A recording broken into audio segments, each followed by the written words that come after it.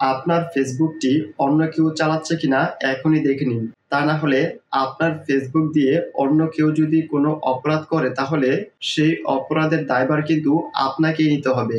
কিভাবে দেখবেন আপনার ফেসবুকটি অন্য কেউ ব্যবহার করছে কিনা, চলুন দেখিয়ে দিচ্ছি।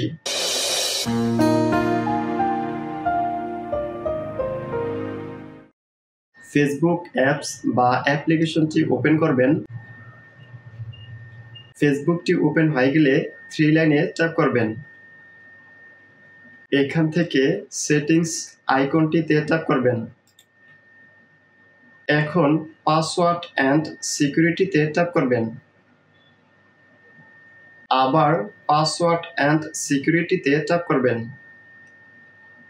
এখান থেকে সিকিউরিটি চেকস এর নিচে ওয়্যার ইউ আর লগ ইনে ট্যাপ করবেন।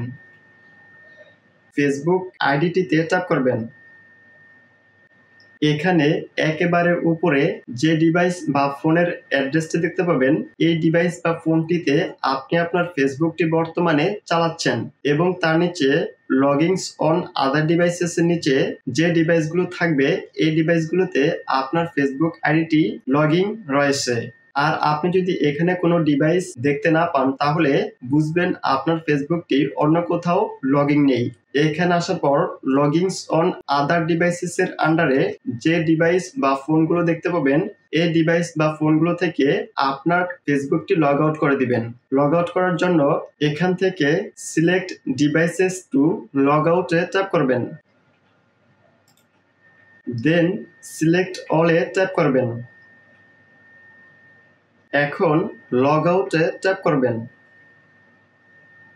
আবার লগ আউটে ট্যাপ করবেন। লগ আউটে ট্যাপ করার পর আপনি আপনার এই ফেসবুক আইডিটি যদি ফোন নাম্বার দিয়ে খুলে থাকেন তাহলে যে ফোন নাম্বার দিয়ে খুলেছেন সেই ফোন নাম্বারটিতে SMS এর মাধ্যমে একটি কোড যেতে পারে। যদি কোড যায় সেই কোডটি দেওয়ার পর আপনার ফেসবুক আইডিটি যারা চালাচ্ছিল তাদের থেকে লগ আউট হয়ে যাবে।